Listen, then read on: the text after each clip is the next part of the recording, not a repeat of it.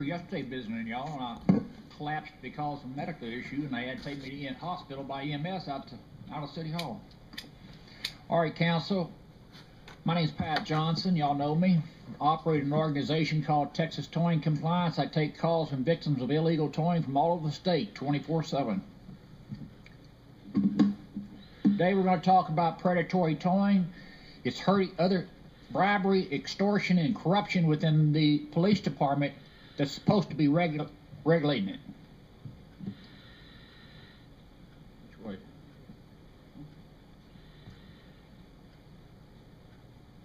Predatory towing hurts our city image. People get burned when they come to our city for events, sporting events or whatever, and they get forced to have to pay $200, take a cab for $80, and then go and suffer a lot of abuse. Predatory towing or private parking lots are literally baited traps, a cash cow for the towing companies at all hours. The lack of enforcement by APD's record enforcement unit has led to more than a decade of major consumer abuses by some unscrupulous towing companies. Due to the lack of an ordinance, we don't have an ordinance on the books that regulates booting. We've got a company coming out of Round Rock booting cars in our city with people in the car and charging them $150. Why has the Record Enforcement Unit repeatedly allowed certain towing companies to engage in organized criminal activity against our citizens with zero interference? The same criminal behavior that other law enforcement agencies arrest all parties involved. Councilmember Martinez knows about predatory towing when he was towed off by that pizza place on West Avenue, which he never got back his money. The lack of enforcement by APD's Record Enforcement Unit. Next page. Pardon me. All right. This is one of your contractors on a city contract towing for parking underneath the 35 bridges. This company here says on their advertisement that they provide free legal representation. That's providing something of value, and the towing company and the parking facility can't accept anything of value. See right there. Police department, those two detectives, and I'll give you all a handout, a 3-page handout of an article I wrote back in October. Nothing has changed since that letter. Those detectives said they can't prove it, but we got victims. I sit in these apartment complexes and talk to these managers who would take recordings and ask the simple question: did you notify the towing company in writing that you put up those signs? And when they say no, that is a statutory violation which carries a criminal penalty. And then on the second offense is a Class B misdemeanor.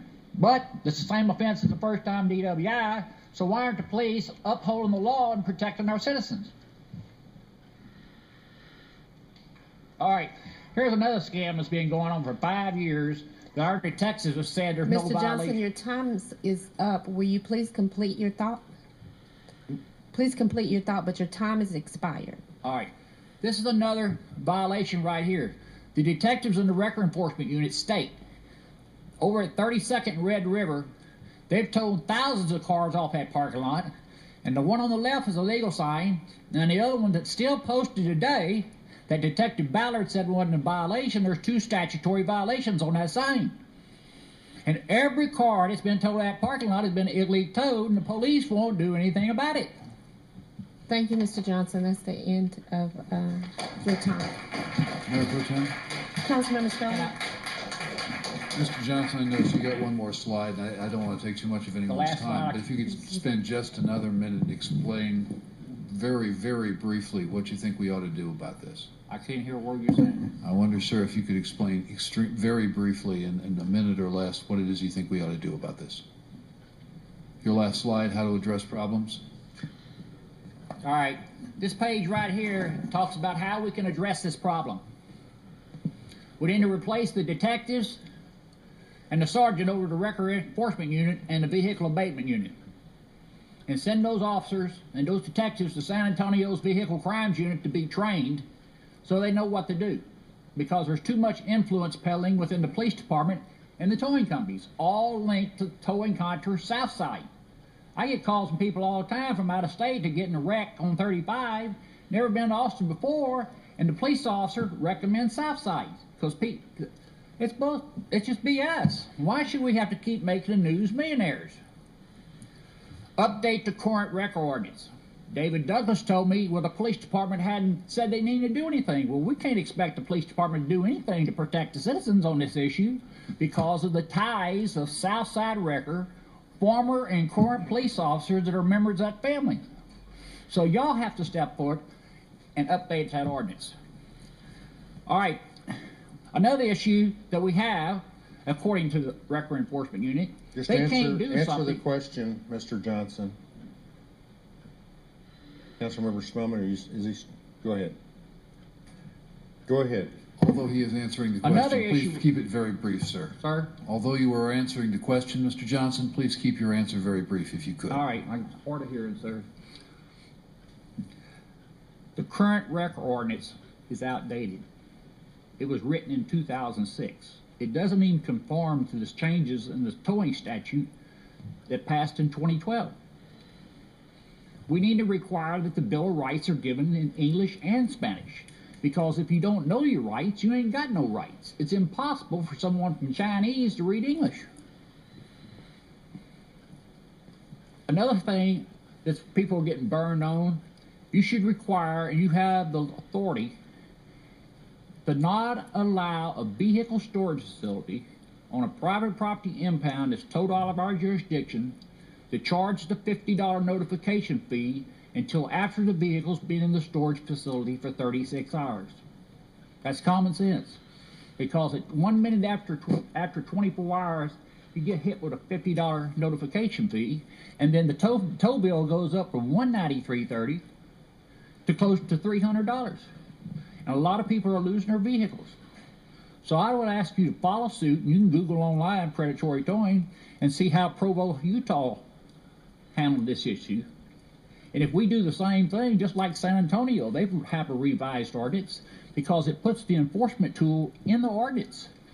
Of course, the detectives want to fall back, well, the ordinance only says this, this, this, but state law says the second offense is a Class B misdemeanor. And when you ever tow 200 cars off a property over a course of 2 years, and the police don't do anything, that's aiding and abetting a criminal enterprise, which are violation of the Hobbs Act. And the FBI has a mechanism to root out corruption. So I'm just saying, our citizens are getting burned left and right. Now, South by Southwest is fixed to occur. There's probably going to be several hundred cars towed because the sign has to be facing you when you pull into the parking lot. If it's turned around this way and they don't see the sign, they get towed. It leaves a bad taste in people's mind, and they won't come back to our city. That's not what we want. Those college students are targeted around UT. A lady called me the other day. She stopped to drop off some brownies to her sick son, was gone less than 5 minutes at 4 o'clock in the morning, and J&J snagged her car. So y'all got to do something. This council, you know, we're going to have a new council soon. Let's make an effort. Mayor, you're just like, you know, when Gary Black was still alive, we were fighting this issue with these towing companies coming into town and stealing people's accounts. We have one tow company that's located outside the city that admits on YouTube to bribing police officers with cash. So how the hell is the public supposed to... Thank you, Mr. Johnson. I appreciate your help.